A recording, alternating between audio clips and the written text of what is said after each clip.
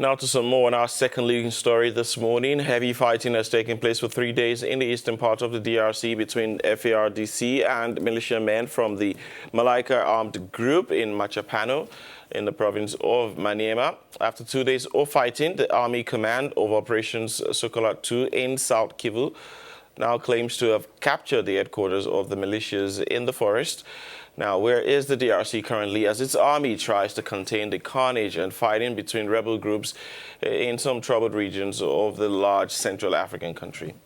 This operation against the Mai-Mai militias started last Sunday. According to the military spokesman in South Kivu, Captain Dune Kasereka, it is difficult at the moment to talk about the human toll or the militiamen captured because the FARDC combat units have advanced deep in the forest chasing the fleeing militiamen. The captain has called on civilians in Mai-Mai to collaborate with them in order for the operation to be successful. We are now joined by Patrice Sitera, Africanews correspondent in the DRC. Bonjour. Recapturing Mai-Mai headquarters is undoubtedly a great relief because since January, this militia has been increasing threats to attack the mining city of Salamabila, which provides a livelihood for thousands of people. Yes? Yes, since January, the city of Salamabila has been the center of fighting between the army and the local militia called Malaika. In fact, this militia has been operating in this part of the country for more than 4 years, ever since the Canadian Orifere Corporation had set up shop there to exploit the gold mines. According to the army spokesperson in the region, Captain Diodon Kasereka interviewed with Media Online 7so7.cd. The Congolese army has recovered the Mai-Mai Malaika militia headquarters from the Lord of Guerra, Shi Asani, located in the rural commune of the city of Salamabila, after 2 days of fights that the army has launched since last Sunday. Last January, more than 1,000 school children are forced to take refuge in the enclosure of a Catholic church in Salamabila following clashes between this armed group and the army. It is not the first time that the army has driven the militiamen from their bases in the rural part of the city of Salamabila. A local radio station has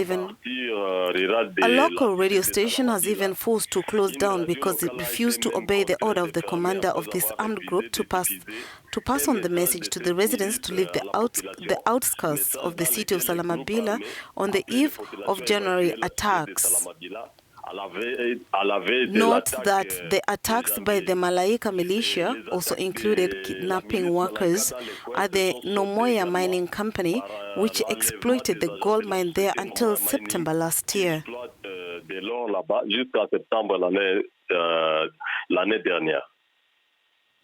What are the economic and social impacts of these attacks from militia groups which have persisted for long in the troubled areas of the DRC? Tell us, what are the economic and social impacts?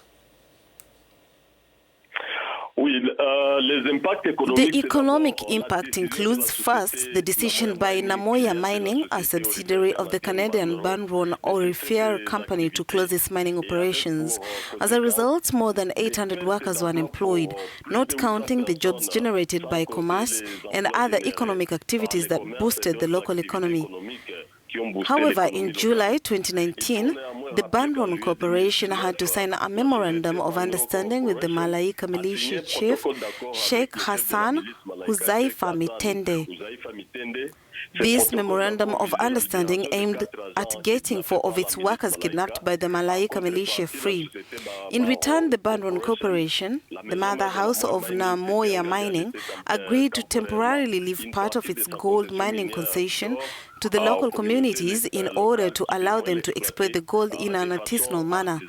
However, after the release of the workers and former hostages, Banro revoked this memorandum of understanding, especially granting power to Malaika militia chief to take control of the artisanal miners cooperative. Finally, Patrice, what was the FARDC's directions to the people after this? The Congolese army called on the Salamabila residents and their neighbors to continue to cooperate with the troops to ensure its operations against the militia is successful.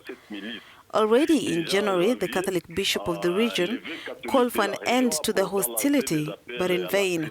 The bishop has also advocated for dialogue to put an end to this conflict.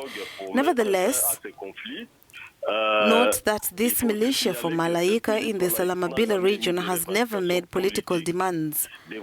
Others within the civil society have called for the respect of the mining code or the mining legislation of the country, which always advocates the allocation of concessions to the artisanal exploitation of minerals alongside industrial exploitation, and also the respect of social responsibility by mining companies.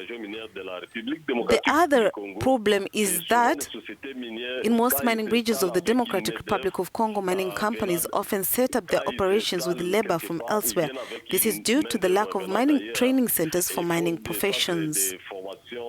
Dans les métiers du secteur, surtout à l'échelle locale.